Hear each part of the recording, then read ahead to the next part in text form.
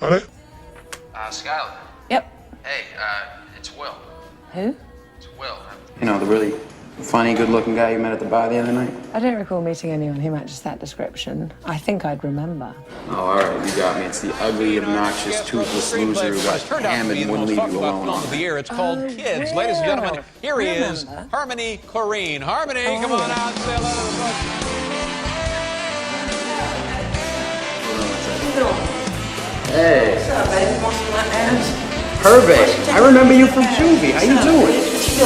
Yeah, I'm sorry if I screwed up your name. It's Korine, Harmony Korine. That's an interesting name. Is there something unusual we should know about that? Well, I don't know. My dad used to be a tap dancer. Is that right? Yeah. He's pretty famous. He used to hang out with the Nicholas brothers and called me Harmony. And that's how you got the name? Yeah. And you changed it when you were younger? You changed it to what?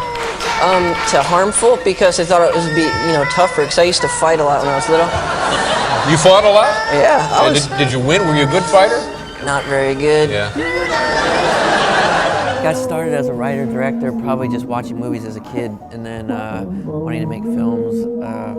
Grew up in Nashville. My dad made documentaries, and I used to just follow him around as a kid. Carnivals and circuses. He would just make films about kind of strange characters, moonshiners, kids that ride bulls, just different things. And I don't know. You grow up around that world, and you kind of, I don't know, it becomes like what you know, and it was exciting to me. And so when I was in Nashville in high school, I started making films, and Sometimes I think hard about it, might pour a lot in life, or if God thinks highly of me or not so much. I knew this one girl who, she told me about meeting Bruce Willis one day and asking for his autograph. Who is this?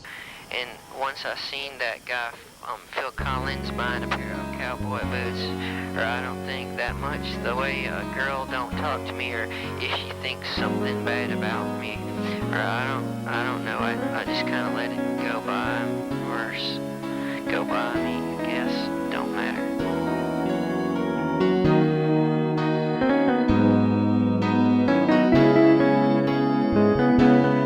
I'm always thinking like you want to go a little bit beyond just like logic. Yeah. Like I'm like, well, if you're robbing this house at 5 a.m. as opposed to 5 p.m, it doesn't matter. Like if you're thinking as an audience, if you're thinking about that logic, the movie's not working. Right. Like you want something, and I just do it because it looks good. Right. You know what I mean? Yeah, like, yeah. why is it there? Well, it's there because it looks good and it feels good and it's like something amazing. Right. But past that, I don't care about the Right. necessarily like the logic of it.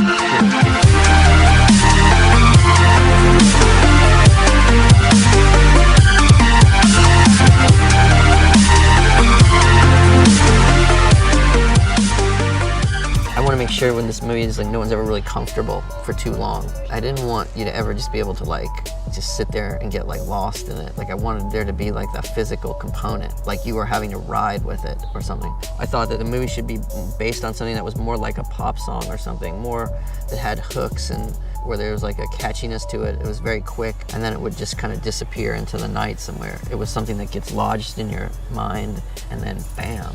Those are people that like want the films to be like NC-17.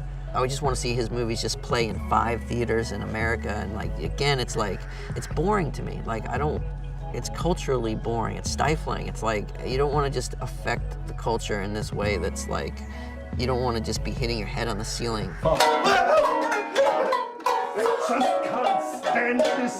I try to make movies in my heart. You go with what feels right. So I felt like if the energy was pure and the rhythm was pure, that I was on the side of righteousness and I could do anything I wanted.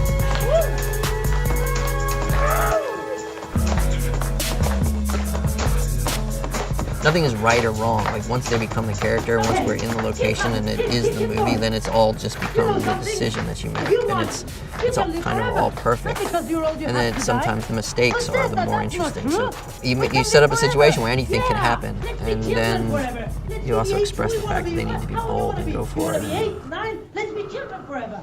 You can live forever, and you too, and you, we can all live forever here. Hey folks, we have a beautiful Marilyn Monroe in here. Come on, let's welcome Marilyn Monroe.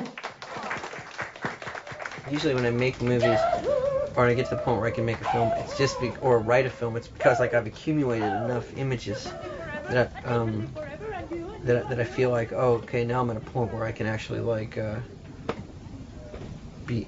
can begin to get this stuff out.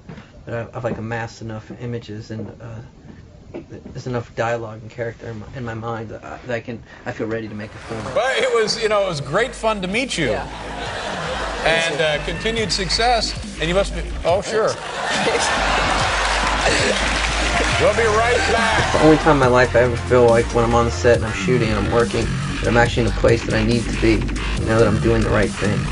And so, it's also can be a semi-righteous experience. Yeah, sorry about that. I was wondering maybe we could get together sometime this week. Better yet, let's get together every week for another episode of Ranking Harmony Korine. Each and every Friday at MovieJeff.com.